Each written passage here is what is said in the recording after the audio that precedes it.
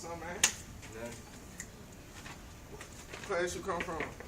Pre-cal, I get that stuff, but this history, I don't have a clue. What? Ooh.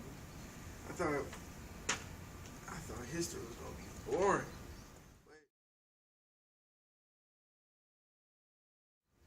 Wait, on some real? It's actually very eye-opening.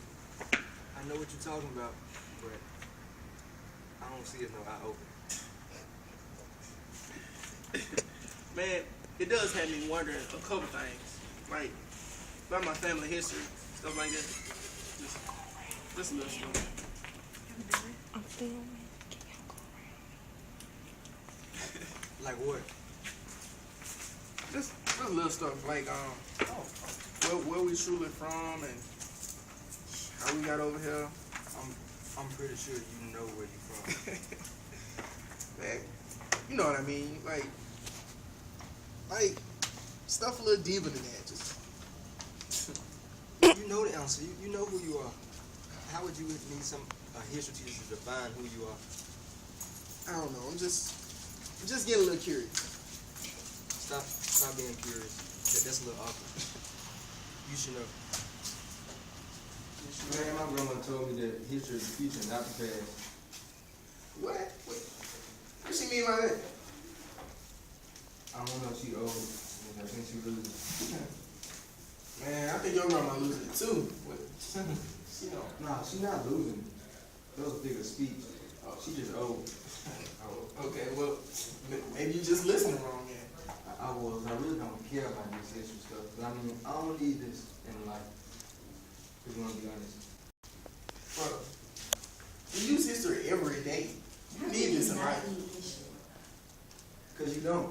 You just stupid. If you don't know history, how do you know about yourself? I'm just saying. My mama told me. Just because your mom told you doesn't mean she knows everything. Does she know the real truth behind it? About I'm history. just saying, was your mom around during the slavery period? Does she know But she about probably it? was in the slavery period. Oh my God. No more. Bro, Just you use saying. history every day. Just You know saying. what? I'll look into it.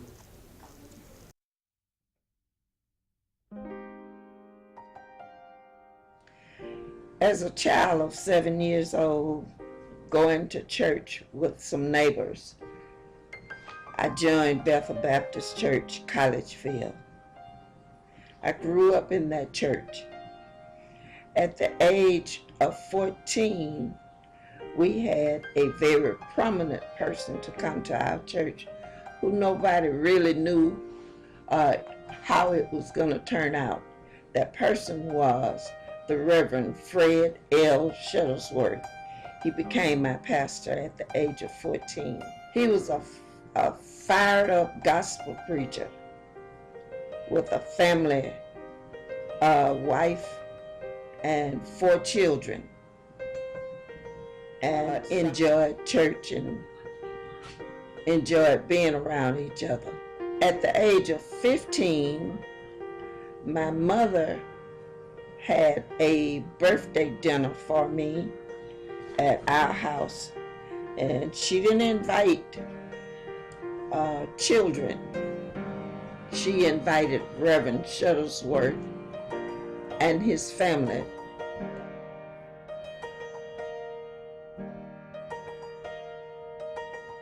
That was my 15th birthday party, which turned out into a dinner.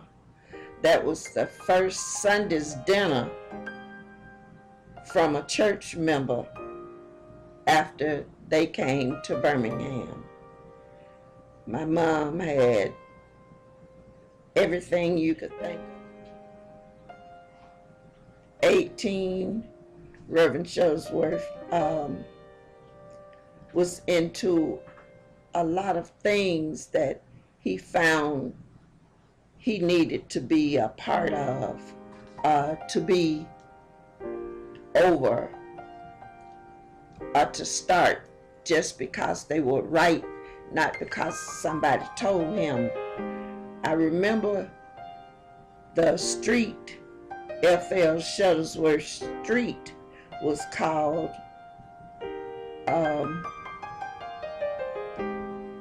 Huntsville Road. And they named it, the reason they named it Fred Shuttlesworth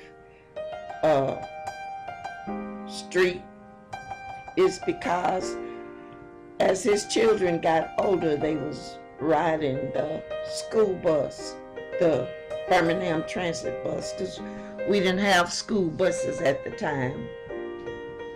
And all the bus drivers back in the day were white, and they would either pick you up if they felt like it, ride by you, have you to put your money in the front of the bus and to go to the back and come in the back door. But sometimes they would pull off. If you was already on the bus, they had to move the petition that was on the back seat. On one side it said black, and the other side it said white, and it was up to the bus driver to move the little petition thing that was on the back seat, on the back of the bus seat. If one white person got on the bus and black people could be sitting in the seat and the white person didn't have a place to sit, bus driver stopped the bus, got up and came and moved the little petition that said blacks and whites, made black people get up and let the white people sit down. And sometime if you were on the bus, if he felt like it when you rang the bell to get off, he wouldn't stop. So this is what happened to Reverend Shuttlesworth's children on Huntsville Road. They rang the bell, and the man kept going, and he didn't stop at their stop. He stopped a few stops on down the street. The next day, they had told their daddy, and their daddy was standing at the bus stop waiting for them to get off. And the man did the same thing. He kept past. Reverend Shuttlesworth ran down the street behind the bus. That's why it's called Shuttlesworth Road, Shuttlesworth Street, or whatever. I went to Parker High School from Collegeville. We had to pass by Phillips High School. And it was all white, and the kids would throw things at our bus and call us names and stuff.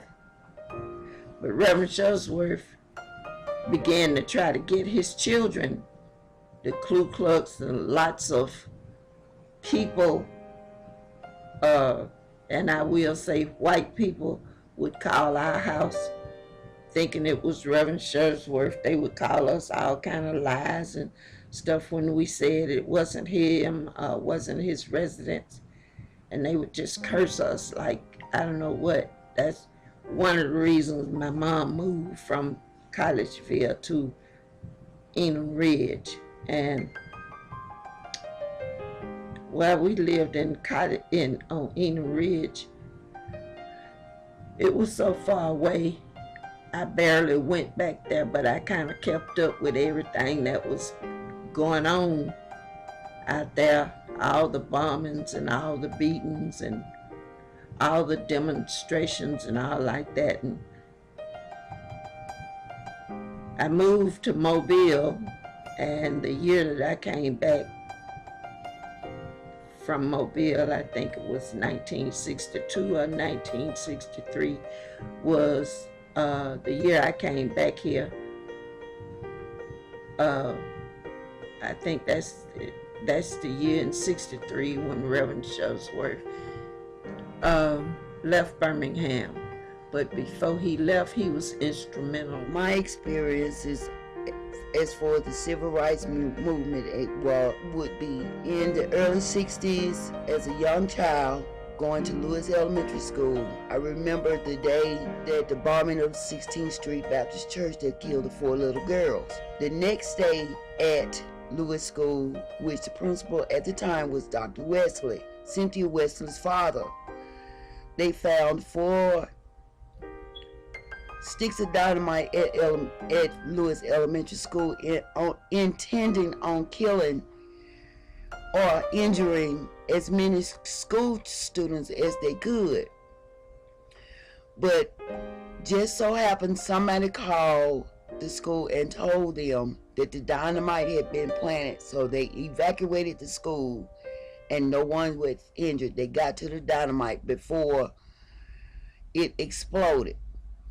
Another experience I had was John F. Kennedy got killed. I was also going to Lewis School at the time, and it devastated the country, it devastated the blacks, it devastated the whites. We all felt the rippling of that. It upset everybody in the state of Alabama and in our school system. So 2 days after he died, we planted a tree in the front yard of Lewis Elementary School, which as of today, that tree is still there. And I also remember about the assassination of John Kennedy, the assassination of Bobby Kennedy, and the assassination of Martin Luther King. All those great men had a deep impact on the civil rights movement.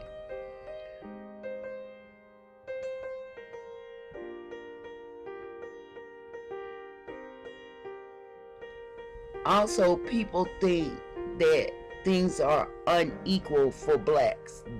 There are some things that is, there's some things that's not. But I feel like during the civil rights movement, there were only certain schools that blacks could go to. We couldn't go to Tarrant, we couldn't go to Huffman, we couldn't go to Spain Park, we couldn't go to Fultondale, Gardendale. But now we've got to, as black people, we've got the opportunity to go to those schools and get a higher education. And I hope and wish and pray that our young people growing up now take advantage of these opportunities and be better adults.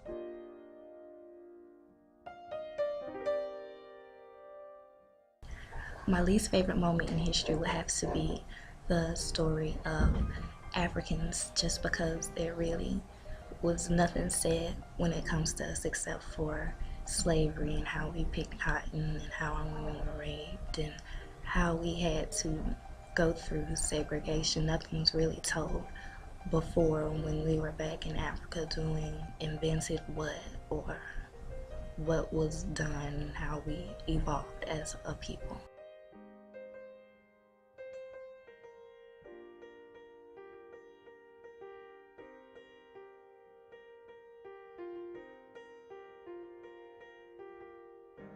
Why is it important to share your history?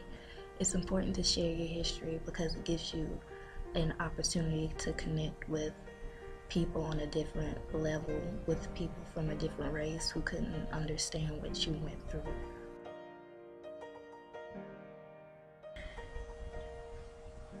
From what I've learned from this class, why history is so important is because without knowing about our past, we really don't know what our future looks like.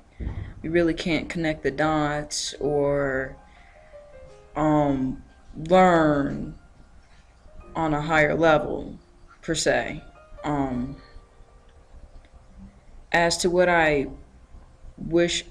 could do for African Americans like myself, I wish that some in my generation know or learn what I'm learning currently now, because maybe they can change their attitude and maybe they'll wake up and see that unfortunately a lot hasn't changed from our past. They'll be able to connect the dots and and realize that our history is very Eurocentric. It plays up a lot of people whose history is not clearly depicted in our history books. Our history books will not delve into detail about Africans, Japanese, other cultures in the world, despite the fact that it is called Western civilization. It doesn't talk about how other cultures contribute to Western civilization. No other cultures are given credit that they truly deserve in Western civilization. I believe if my generation, we are unknowingly radical. Nothing has changed from the past. We are still radical, just not in the most favorable way, but we are. If we realize some of the things in history and we connect them with today, boys will pull their pants up, I'm sure of it. Girls will protect themselves, and everybody's going to sit back and laugh at the system because they don't like it when African Americans are not, well, ill-behaved or something like that.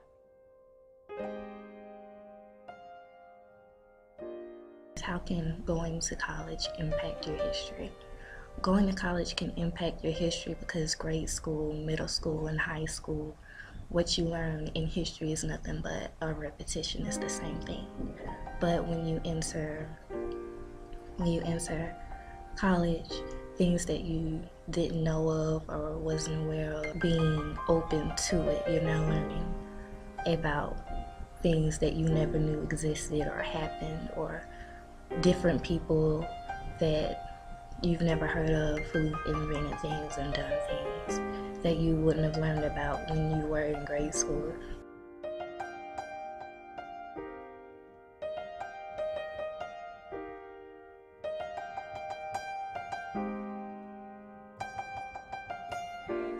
Will help shape your future was one of the first things we learned in Mr. Wilson's class. Knowing where you come from is very important in your heritage. Experience in Mr. Wilson's class has been very, I've been very educated about the real truth of history and where we come from, like from going back way back to our ancestors and everything like that. There's a lot of stuff I didn't know, I guess because what he told us, how we've been taught.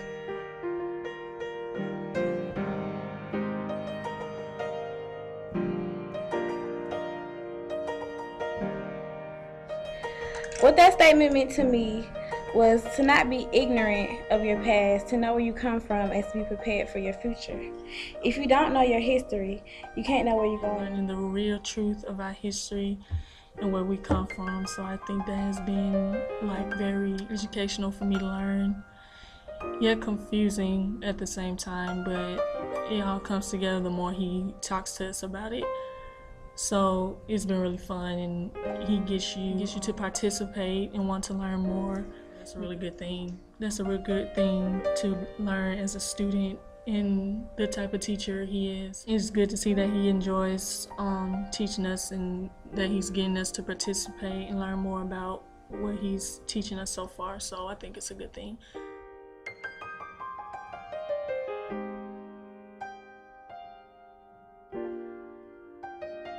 I do believe that there is hope for America to change its view on African Americans, because the problem today, we haven't gone back and connected with our heritage. We've lost ourselves in a sense because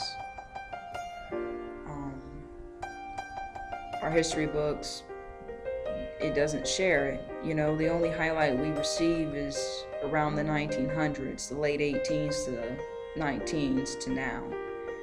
And our history book, it doesn't talk about how Africa was once, well, ahead of Europe, because Europe had lived in the Middle Ages, the Dark Ages. The Catholic Church ruled everything.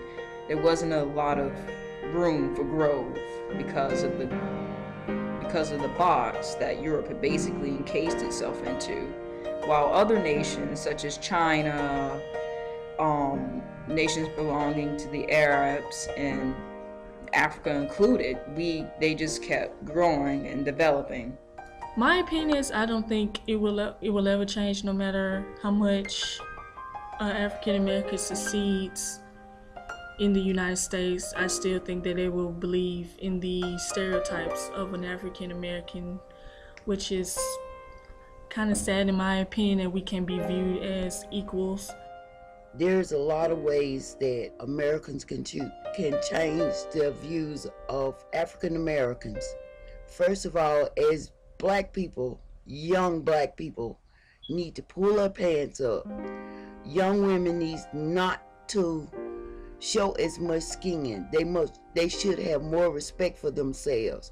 As an older generation, we were not taught to wear shorts where we can see our butts. Blouses up to where look like you got 3 stomachs and all of the stomachs is hanging out. We need to stop black on black crime. We're only killing our own generation.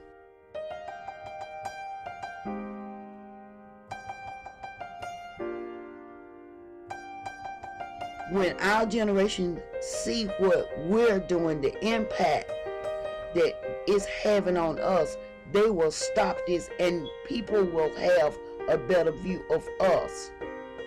But until this violence stops and we have more respect, most young people do not even have the manners and the upbringing that our generation had. There were always a yes ma'am, a no ma'am, a please, a thank you. But if you talk to a young person today, the majority of them don't even say thank you. They don't say, excuse me. They don't say pardon me. That's coming from home. Certain things need to be taught at home is not being taught at home, and the world and America will have a better view of us. One of the greatest moments in history for me was when Barack Obama became president. It was when Barack Obama became president. I was happy that I was able to experience that. Yes, he was the first black president, but his winning meant more to me than that. For me, it represented the struggle and strife that us as blacks have endured for years. In this time period, because me personally, I didn't think I would ever see a black African American become president, so I think it was a good thing for him to accomplish. And watch him trying to make changes, like just not for like African Americans, but for everybody, which is a really good thing coming from the president. Even though you may have some people who doesn't agree with the things he's trying to do, instead of not looking at the big picture of what he's trying to accomplish, which is very inspirational to make people want to like chase their dreams and achieving something bigger than themselves. So although this class was just a mini term, I've learned tremendously in this class. I probably gained more information here than I've learned in the 3 years at the university that I attend. Mr. Wilson's teaching methods make you think outside the box, as he would say, and it challenges my intellect and it has opened my eyes to new things. He shows us how to connect the past with the present. Where does this company get their symbols from? How deep did Hitler dove into history to come to his conclusions and start his projects? His secret motive behind the Holocaust and our government and their fraternities and their sign flashing and stuff like that. How is all that connected to history?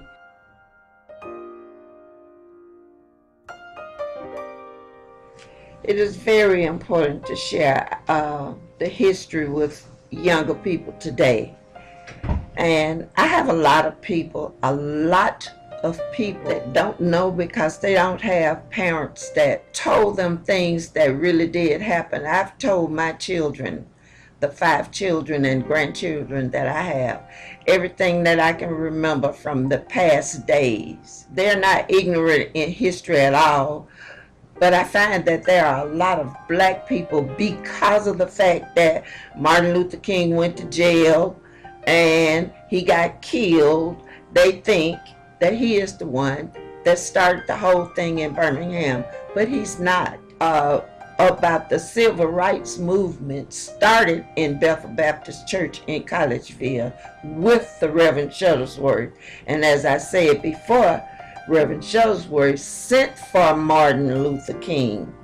And I guess because he was so boisterous, should I say, so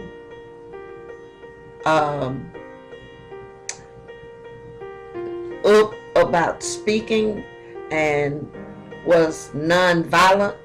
That's why a lot of people think that he did the things that he did. I'm not trying to take anything away from him. I'm not trying to say that he didn't do anything at all. I'm just trying to tell you who really started it. And I can tell you from firsthand, like I say, and there are a lot of people that know what I said is the truth. That's why it is very important. Young people need to go back and see if they can find some old newspapers, go back in the archives of the Birmingham News if they can, and way back in the 50s, 55, 56, 57 and up, and they will see who is the one that started the movement. Is history connected with us today?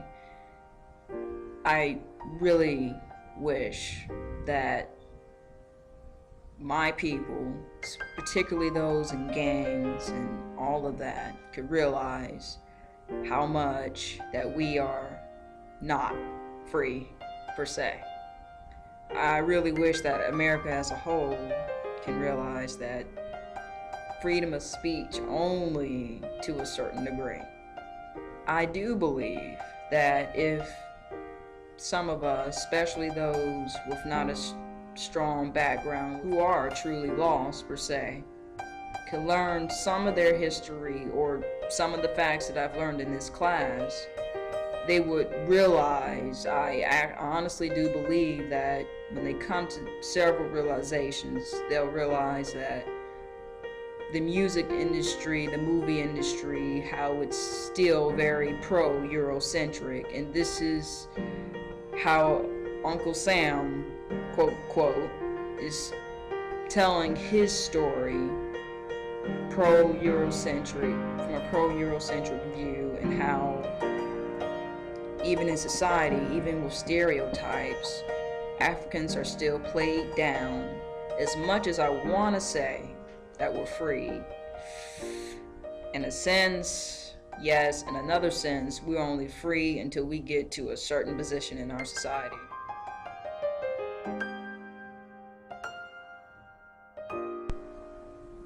As quoted by Ella Baker, one of the things that has to be faced is the process of waiting to change the system. How much do we have to do to find out who we are, where we have come from, and where we're going? Be bold, be brave, be educated. Don't be afraid to express who you are. Don't be afraid to say what you're feeling. Be educated and know your research. Know everything you have in your family history. Be knowledgeable.